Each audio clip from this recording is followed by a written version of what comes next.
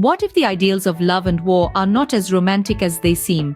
This question sets the stage for our exploration of Arms and the Man, a brilliant play penned by the renowned George Bernard Shaw.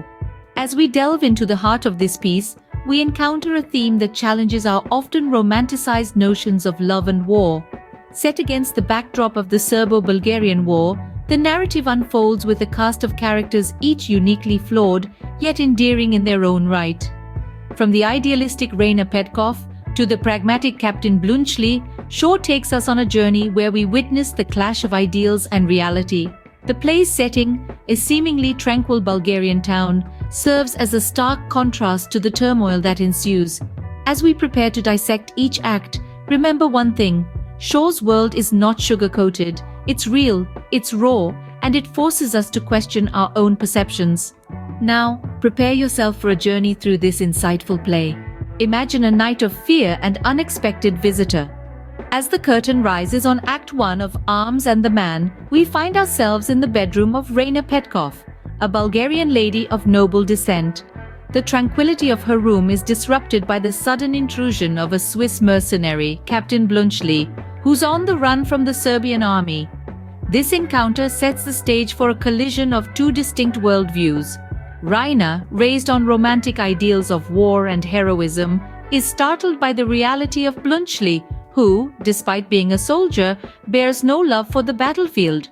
He carries not ammunition, but chocolates in his cartridge box, a stark symbol of his practicality and disillusionment with the glorification of war. This contrast between Rainer's noble ideals and Bluntschli's pragmatic approach to warfare forms the crux of their interaction. Rainer, although initially taken aback by Bluntschli's lack of heroic bravado, finds herself intrigued by his honesty. He, in turn, is amused by her naivety and idealistic view of war and soldiers.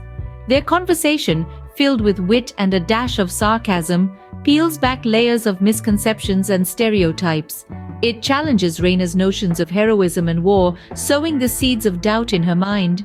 And thus an unusual bond forms, challenging Rainer's notions of the heroic soldier. How would you react if a ghost from the past reappears? This question perfectly encapsulates Act 2 of George Bernard Shaw's Arms and the Man.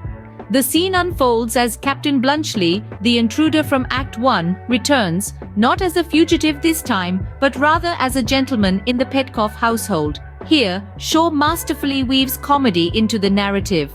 Picture this: Bluntschli, the ordinary soldier who once climbed up to Rainer's balcony, is now welcomed as a friend by Major Petkov and treated with respect, even as the same man is blissfully oblivious to Bluntschli's earlier escapade. The irony is palpable and brings a light-hearted touch to the unfolding drama. But beneath this comedic facade, a complex web of emotions and relationships is taking shape.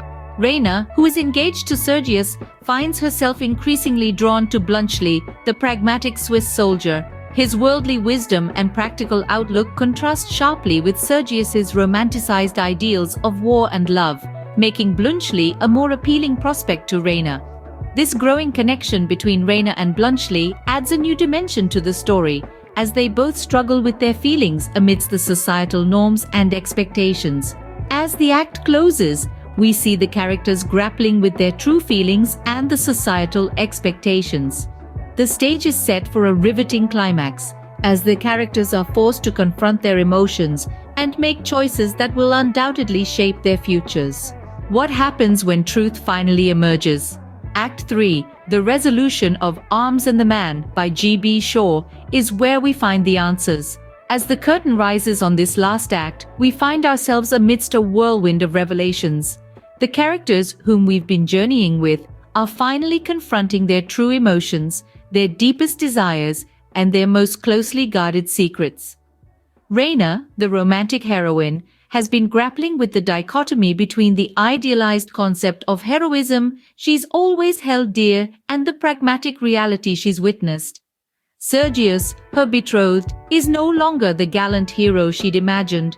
Instead, she discovers a man of flesh and blood in Bluntschli, the Swiss mercenary, who showed her the real face of war. Sergius, on the other hand, finds his romantic ideals shattered.